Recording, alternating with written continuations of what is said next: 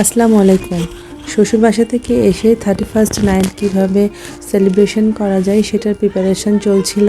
আর এটা হচ্ছে আমাদের পাড়ার পিকনিক। পাড়াতে ছেলেরা বাচ্চারা সব পিকনিক করছিল, আমরা এখানে পিকনিক করিনি। 31st নাইটও আমরা পিকনিক করিনি, মানে উপর থেকে শুধু দেখছিলাম এদের এনজয়মেন্ট। আর আমরা পিকনিক করেছিলাম, একটা মজার পিকনিক বললেই চলে। এটা হচ্ছে 31st নাইটের পর যে প্রথম শুক্রবার পরে আমরা সেই শুক্রবারে পিকনিকটা করেছিলাম। আর এই পিকনিকে বড়রা ছিল না, শুধু ছোটদেরকে নিয়ে পিকনিকের আয়োজন করা হয়েছিল। মানে চাঁদা ছাড়া পিকনিক আর কি, কারো কাছে কোনো চাঁদা নেওয়া হয়নি। মানে আব্বু সব বাচ্চাদেরকে নিয়ে একটা বাসাতে ছোটোখাটো অনুষ্ঠানের প্ল্যান করেছিল। তো আব্বু প্ল্যান করেছে, কিন্তু প্রিপারেশন তো নিতেই হবে।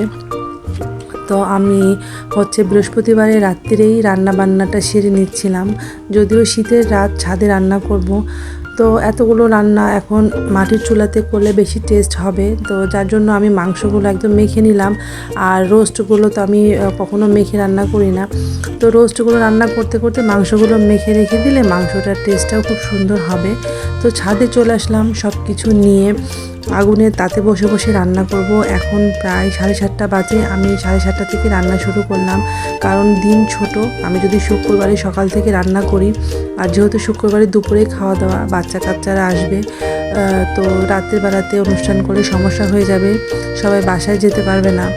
আর মানে যেহেতু মানে সবাই ছোট, তারপরেও সবার জন্য মানে যেভাবে আমরা বাসায় রান্না করি সেভাবেই করলাম।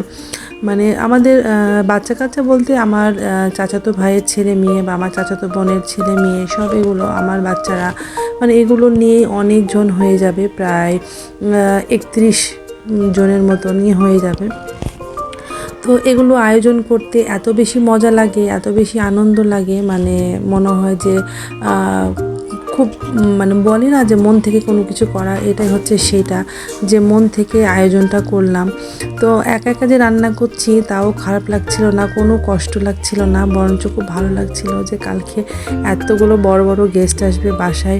তো তারা তো আবার বাচ্চারা তো রোস্ট খেতে একটু বেশি পছন্দ করে, তো ওদের জন্য রোস্টটা খুব সুন্দর করে রান্না করে নিলাম। একটু টক দই নিয়ে নিলাম, কিন্তু আমি বিপদে পড়ে গেছিলাম যে এত বড় কড়াই রোস্টটা আটছিল না। যেহেতু রোস্টের পিসগুলো অনেকগুলো ছিল, আমি বুঝতে পারিনি, আমি ভেবেছিলাম যে কড়াইতে যাবে। তো খুব আস্তে আস্তে স্লোলি রান্না করলাম, এবং কড়াইটা না ধুয়েই আমি ওই কড়াইয়ে তেল দিয়ে পেঁয়াজটাও একটু রান্না করে নিব, মানে পেঁয়াজটা ভেজে গরুর মাংসটা রান্না করে নিব আর কি। তো অনেকগুলো পেঁয়াজ দিলাম, কারণ এখন তো নতুন পেঁয়াজ দিয়ে মাংস খেতে খুব বেশি ভালো লাগবে। তো যেহেতু মাংসগুলো মেখে নিয়েছি, আর কোনো ঝামেলাই হয়নি। আমি শুধু পেঁয়াজগুলো হালকা করে বেরেস্তা করে মাংসগুলো কষিয়ে রান্না করে নিব।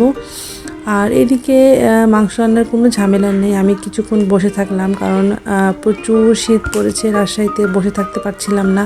তো এই তো রান্নাবান্না শেষ করে, এটা হচ্ছে শুক্রবারের সকালে আমি এখানে ডিম সিদ্ধ করতে দিব। তো আমি ডিমটাও মাটির চুলাতে সিদ্ধ করে নিলাম। তো এখানে হচ্ছে আমার সব চাচাতো বোনের মেয়েরা চলে এসেছিলো, তো ওরা একটু বড়ই হয়ে গেছিলো। তো ও আমাকে বলছিলাম একটু আমাকে হেল্প করতে, তো ওরা আমাকে একটু হেল্প করলো, আমাকে একটু ডিমটা ছিলে দিল। আমি ডিমটা জাস্ট ফ্রাই করে নিলাম, কারণ বাচ্চারা ডিম ফ্রাই খেতে খুব বেশি পছন্দ করে। আর এখানে আম্মু পোলাও রান্না করে নিয়েছে, তো অলরেডি রান্না কমপ্লিট। ঝরঝরে পোলাও, তারপরে হচ্ছে শসা টমেটো দিয়ে সালাদ, দই, এখানে রোস্ট আছে। আর এই তো মানে মাংসটাও সুন্দর করে গরম করা হয়ে গিয়েছে। তো আলহামদুলিল্লাহ রান্না বান্না কমপ্লিট। এখন বাচ্চাদেরকে খেতে দিব, ওরা সবাই চলে আসছে। তো আমি বললাম যে তাড়াতাড়ি করে রান্নাটা সার্ভ করে নিই, কারণ বাচ্চারা তো বেশিক্ষণ মানে না খেয়ে থাকতে পারে না। আর যেহেতু জুম্মার দিন, সব নামাজ পড়ে এসেই, মানে বাসার মানুষরা আর কি, সব নামাজ পড়ে এসেই হচ্ছে খাবে।